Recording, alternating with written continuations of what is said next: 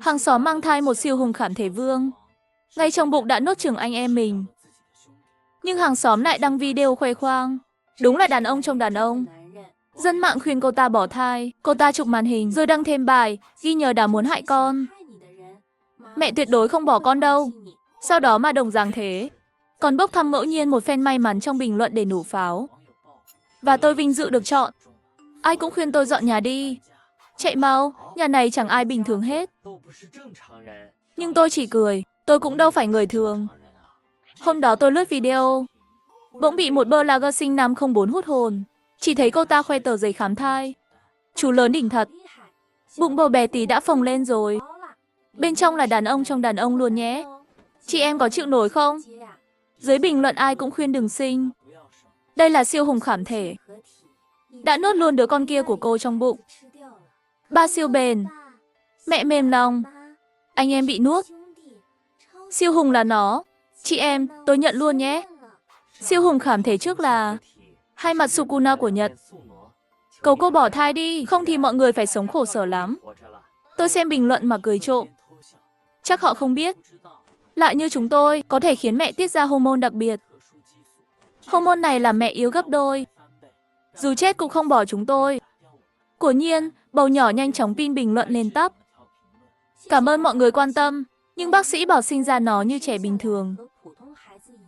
Dạy dỗ tốt là chẳng vấn đề gì. Hơn nữa đây là kết tinh tình yêu của tôi với chú lớn. Nó còn chưa được nhìn thế giới này mà. Tôi thả tin cho cô ta cái đã, rồi bắt đầu học thuộc bài anh Giao. Giết người là phạm pháp. Bị bạn nhỏ bắt nạt thì mách cô. Chứ không được giết người ta. Dao thì không được dùng. Tuốc nơ vít thì được. Chẳng mấy chốc tôi học tới đau đầu. Lại lén lướt video tiếp. Lúc này trang của bầu nhỏ cập nhật mới. Chỉ thấy cô ta khoe loạt bình luận khuyên bỏ thai. Đầy cả trăm trang luôn. Dòng caption không sinh được con trai. Thì ghen tị người khác. Mấy người bệnh à? Bé con, nhớ kỹ đã muốn hại con nhé. Mẹ tuyệt đối không bỏ con đâu. Yêu là liều thuốc cho mọi thứ. Cả nhà đang sống hết mình đây. Tôi xem video xong, định vị cách tôi 100 mét.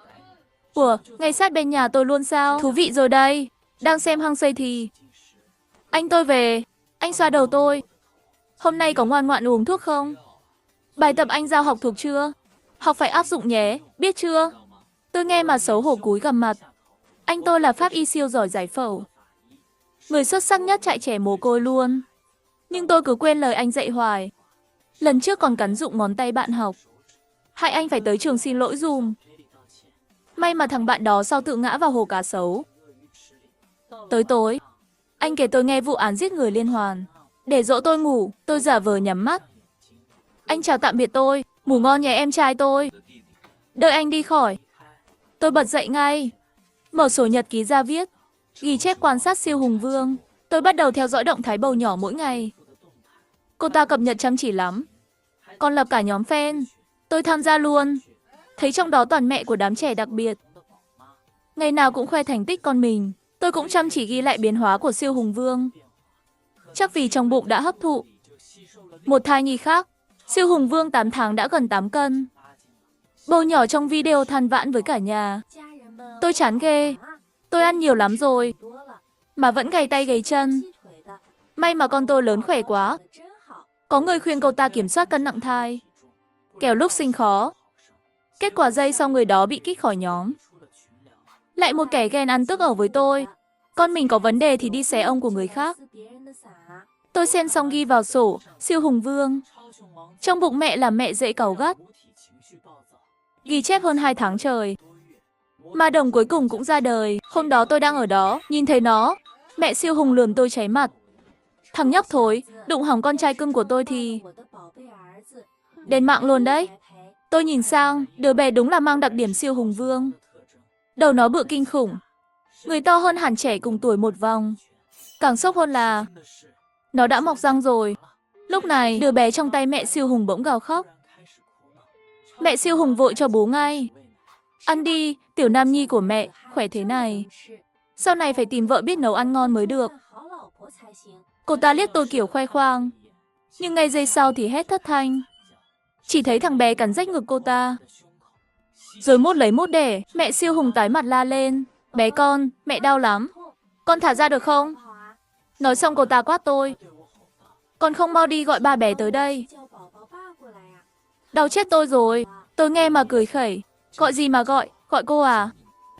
Lúc này mẹ Siêu Hùng đơ luôn. Con tôi thấy mình sắp mất kiểm soát.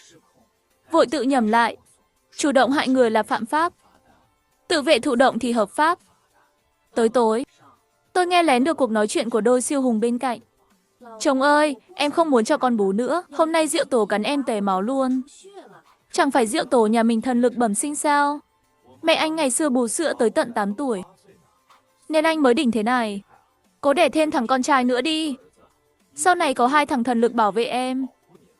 Em thấy ổn không? Ổn lắm, ổn lắm. Lúc này anh tôi bịt tai tôi lại. Anh nói bao lần rồi? Không được nghe lén người ta. Tôi gật đầu vâng dạ. Rồi quay sang ghi vào nhật ký. Siêu Hùng Vương nhạy mùi máu tươi hơn người thường. Đáng tiếc kế hoạch đẻ thêm của đôi Siêu Hùng không thành. Mỗi lần mới có thai chưa lâu là bị thuốc làm hỏng không hiểu sao. Sau vài lần sảy thai liên tục, họ cuối cùng cũng từ bỏ. Lúc này Diệu Tổ mới 6 tuổi đã cao 1m5, nặng 100 cân. Thành ma đầu của cả khu phố. Có bạn nhỏ không cho nó đồ chơi, nó đạp nát đồ chơi luôn, rồi nhét vào mồm người ta. Nó còn đẩy bạn lạc đàn từ trên cao xuống, rồi cười điên dại. Bà Siêu Hùng vỗ tay khen ngợi. Diệu Tổ nhà mình mạnh như trâu. Sau này ai dám bắt nạt nhà mình, đánh chết nó. Tiểu Diệu Tổ nghe xong cũng khoái chí cười. Giết hết tụi mày luôn. Tôi thấy cảnh này sợ phát khiếp. Anh tôi vội ôm tôi ngay. Không sao, có anh đây. Nhưng tôi vẫn run lập cập. Anh, em sợ quá. Tới tối, tôi viết vào nhật ký. Nỗi sợ của người khác là đô binh cho Siêu Hùng Vương. Sau lần Diệu Tổ có nát xe sang nữa, đôi Siêu Hùng mới nhận ra hành xảo nam nhi của nó là do ghen Siêu Hùng. Thế là họ giấu nhẹm tình trạng Siêu Hùng, đưa Diệu Tổ vào nhà trẻ. Nhưng kiểu này khác gì thả sói vào đàn cừu. Tiểu Diệu Tổ nhét đinh ghim xuống ghế cô giáo, suýt cắn rụng tai bạn học. Thậm chí có lần, nó nhân lúc một bé gái ngủ trưa, dùng bật lửa đốt tóc con bé. Cuối cùng bé gái bị hủy dung. Ba mẹ bé xông thẳng tới nhà. Nhưng bà Siêu Hùng chẳng thèm để tâm, trai quý hơn gái. Con bé danh đó chắc dụ dỗ Diệu Tổ nhà mình rồi. Không thì sao nó chỉ đốt tóc con bé mà không đốt ai khác. Ba mẹ bé nghe mà tức xì khói, định lao vào đánh luôn. Bà Siêu Hùng thấy thế bắt đầu ăn vạ. Nó còn nhỏ mà. Đừng nói chỉ đốt tóc phá mặt. Dù có làm gì thật thì mấy người làm được gì chứ? Sau vụ này, tất cả phụ huynh cùng ký tên phản đối, đòi đuổi Diệu Tổ khỏi trường. Ba mẹ Siêu Hùng phải đền 10 vạn. Nhưng Diệu Tổ vẫn bị cho về nhà. Giờ thì cả khu phố hoảng loạn. Gặp người nhà nó ai cũng né xa tít. Diệu Tổ ngày ngày lủi thủi đi vòng vòng trong khu. Gần đây còn thêm mấy xác mèo hoang, chó hoang, càng đáng sợ hơn. Nó mò ra được cái video mẹ nó đăng hồi xưa trên mạng. Nhiều người phản đối là dân địa phương. Nó lần theo địa chỉ tìm tới từng nhà trả thù. Thời gian đó, nhiều người sợ tới mức không dám ra đường. Tôi thì ghi vào nhật ký. Siêu Hùng Vương thành thạo kỹ thuật giải phẫu, thủ đoạn gây án lão luyện. Hôm đó tôi đi thang máy, đụng trúng Diệu Tổ. Nó bất ngờ túm áo tôi, xé toạc luôn. Tôi sợ quá hét toáng lên, che mông chạy bán sống bán chết. Quần bí ẩn cơ thể người trên tay, rơi ngay dưới chân Diệu Tổ. Mấy ngày sau, khu phố đột nhiên vang tiếng còi cảnh sát. Thấy cửa nhà bên bị đập bung ra, tôi phấn khích muốn xỉu. Mùi hôi thối trong nhà xộc ra, cảnh sát nôn thốc nôn tháo. Chiều tới, tôi thảnh thơi vừa nhâm nhi rượu vang vừa ngắm, đợi ông bà Siêu Hùng chạy về. Họ sụp đổ luôn tại chỗ.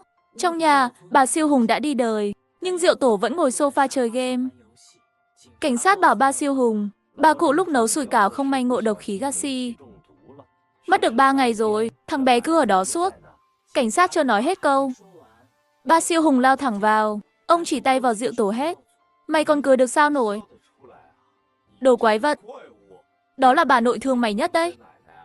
Diệu Tổ lại làm mặt ngây thơ. Con đói thì giục bà làm cơm. Tại bà chậm chạp quá thôi. Rồi nó bất ngờ cười khẩy. Bà chết y chang như trong sách viết luôn. Mọi người nghe mà nổi da gà. Diệu Tổ. Ba Siêu Hùng tức điên, thắt lưng siết cổ nó ngay. Mẹ Siêu Hùng thấy thế gào lên, chồng ơi, đừng đánh nó, mẹ anh vốn bị tiểu đường. Sống chẳng được bao lâu nữa.